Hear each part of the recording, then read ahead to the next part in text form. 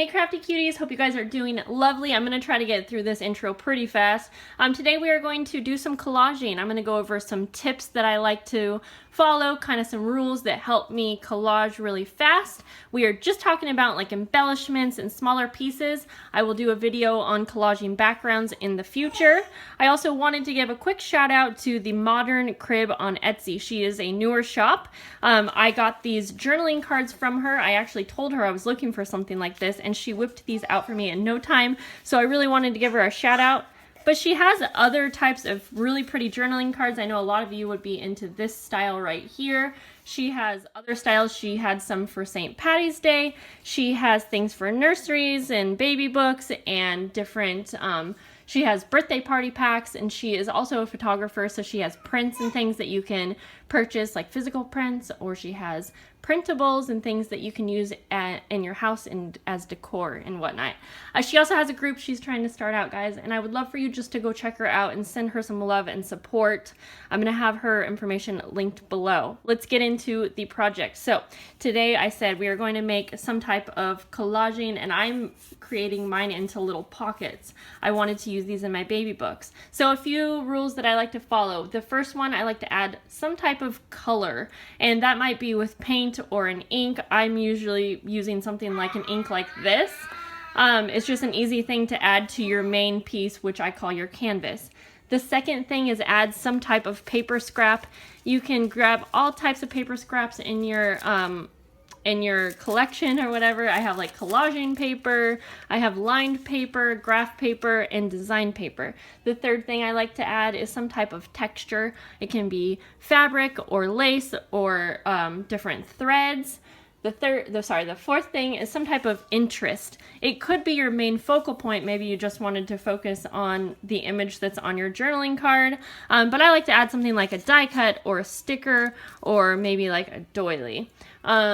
The fifth thing I like to do is add some type of dimension, and a lot of times it will be in the form of a button or maybe a thicker, which is like a thick sticker or a jewel or something like that. And then the last thing I like to do is some type of final detail just to kind of tie it all together, and a lot of times for me that is going to be stitching. But you can do faux stitching with a pen. You can add ink to your edges if you did not already do that. Just some kind of final details. It could be some sequins if you wanted. So just keep your options open and just use what you have. And let's hop right into this. So I'm going to use these journaling cards today, and I want each of these to be a pocket because I'm going to put a tag in here, and for each month I'm going to put some little tidbits of information for what Arlo was doing at that time and like how much she weighed and everything. So I already did the first month. So we're going to start out by just making these into pockets. You can do this with any type of journaling card you have. I'm just going to use some scrap paper, and I'm going to go ahead and cut out the same size that I need. It's going to be the exact size as my journaling card, and I'll do that off camera because I want to focus on the collaging, so I'll be right back. Since I want all of mine to be pockets, I'm actually going to start out by just sewing these together. I'll do one with you guys, and then I'll do it off camera, and then we can get back to the collaging. A lot of people ask like what tension my sewing machine is set at, and I'll show you. It is at a 2, and I use a regular needle. I don't do anything different or new or like special for sewing paper. So anyways, I am going to start out by just doing a straight stitch right here. You do not have to worry about this being perfect at all. And as you can see, I am using darker thread. I like the contrast of that, and I like how it looks, but if you want something less obvious, you know, use a color that matches your paper or use a lighter color. It's totally up to what you like, and you can also cut the strings off if you don't like that, but for me it adds extra interest and I really like it. So I'm gonna go ahead and just sew all of these pockets, and then we can, we'll be right back. Just a little tip, since I am creating pockets, I'm also going to use my circle punch and just cut out a half notch at the top so that my tags can easily slip in. And I'm not sure how I'm going to be putting these on the page. I am putting the pretty paper, you know, showing in case I make like a flip out, but I'm not really too worried. I literally just used this paper because it was in my scrap bin.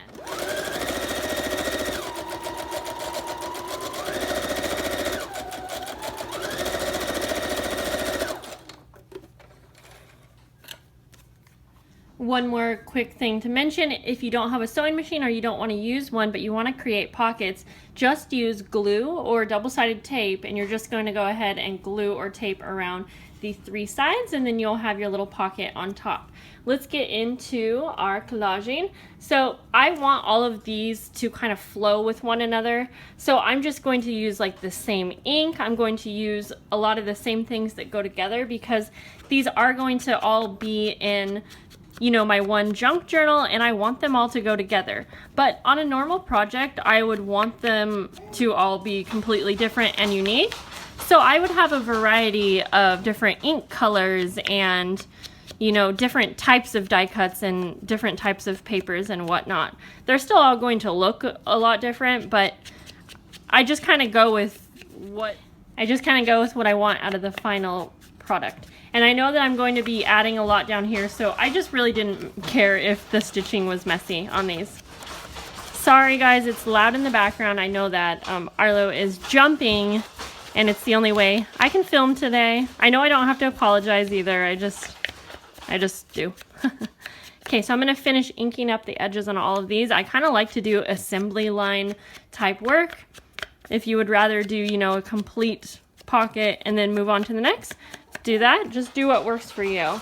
And if you noticed, after 6 months, I'm only doing 9 and 12 because I feel like, I don't know, I feel like there's a lot of differences between the first 6 months, but not too many from 6 to 9. I mean, there are, but that's just how I'm going to use them in my junk journal. So, all right, the next thing I'm going to do is add some type of little paper scrap, and so I'm just going to go through and just randomly pick little pieces, and I'm going to lay them on top of each one.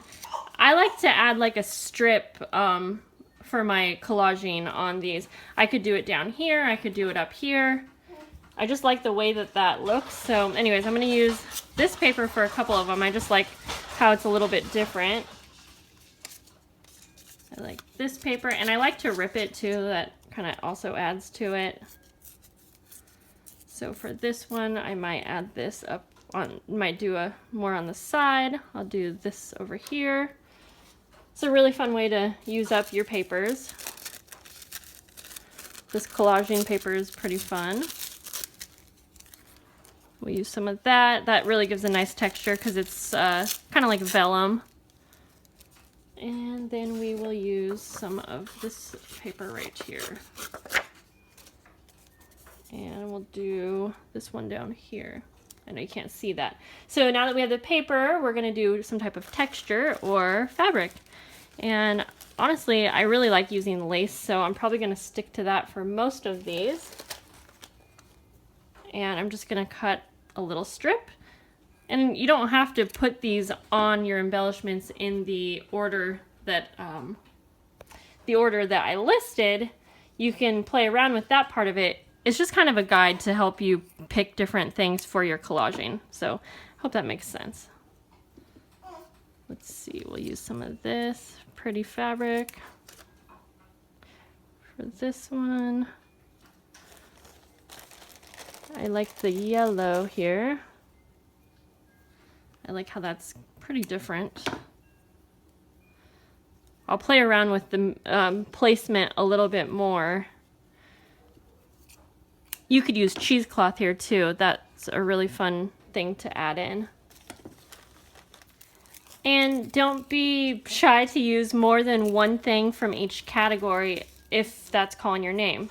Totally feel free to do that. Okay, so we have the texture now and fabrics laid out on these. Now we're gonna add some type of like interest, and of course I do have the focal points here of the letters, but I still want to add something else like an image or I don't know, maybe a doily. So I'm gonna go through. I just have these die cuts because I specifically kind of, like I said, want these to flow. So I know I want to use things from this pack. So I'm just gonna go through and pick one for each card laid on top. And some of these are bigger than others, so just I'll see. And I might not even lay them, you know, on the little bundle.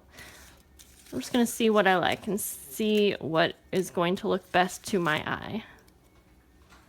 That's cute, but it's pretty big. But I think, oh, I think I might use it on this one, and I'll see how it works. Arlo's being very loud.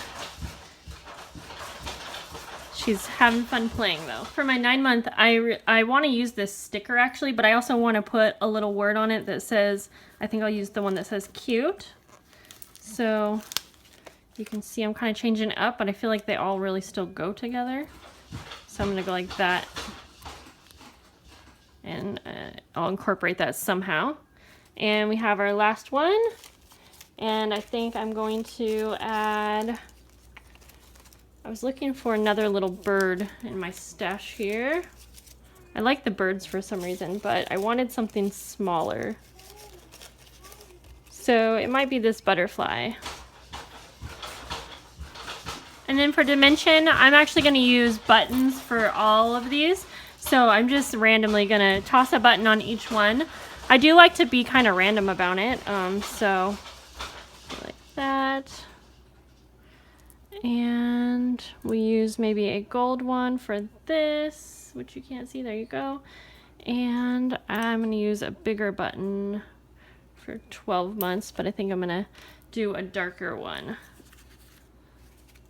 Okay, so now it's time to put these all together. For this part, you can go ahead and use glue. You can use a stapler. Do keep in mind if you use a stapler that you have a pocket and you need to staple like on the outer edges, or you can use your sewing machine. I'm gonna do kind of a variety. So now that I have kind of like my little piles here, I'm just gonna kind of play around with it until I get something I like. I don't mind having the papers kind of going off the edges. I want that actually for these. So I just kind of play around until I get something I like. So I mentioned I usually like to do kind of a band across the bottom, but I also like doing like L shapes, or I like having things on one corner and then kitty corner with another thing. That's just what I like. I think it's totally up to you what's pleasing to your eye. Okay, I'm liking this, so I think for this one I'm actually going to just use my staple. I like using staples because it's quick and easy, but I also find that using a sewing machine is pretty quick and easy. I just know a lot of you don't have sewing machines. So, but I highly recommend getting one if you like paper crafting and you like that look. But as you can see, adding staples also kind of adds a little bit more detail, which is nice. And so I would count the staples as my detail, which is the last kind of final step. And I will put the button, I think, right here, right there. And I honestly might get my hot glue gun to glue these buttons on. But I'm going to sew this one just because we're right here. I'm going to be honest, guys, I hate sewing buttons on. So I'm going to sew this one on, but after this I'm grabbing my hot glue gun. And this needle is honestly even a little bit too big for this button. So I'm going to grab my hot glue gun. It is so much quicker. But here's this one. We'll do a couple more together, and then I'll just show you the final look for the rest of them.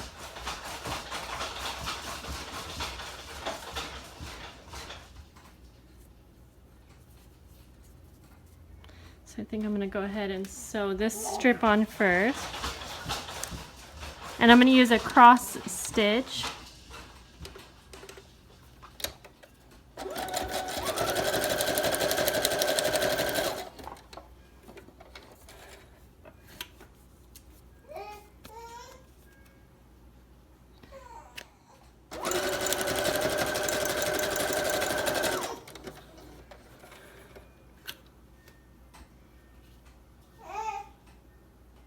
So I'm doing the last step where I'm going to hot glue the buttons on, but just a quick thing I want to show you. You can also do different things with your paper. If you can see, I made like a paper ribbon here, and that just adds some texture. So that was really fun, and you can play around with your fabrics and things too. Arlo's needing mama, so I'm going to buzz through getting all of these buttons on.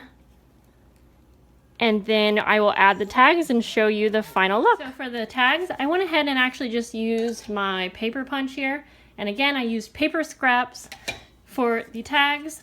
These are what I'm going to use as my journaling to write down the different things that I wanted to write for each month. If you were just using a plain journaling card and not a pocket, you can do your journaling on the back. So I'm just gonna take my crocodile here, and I think I can punch through all of these.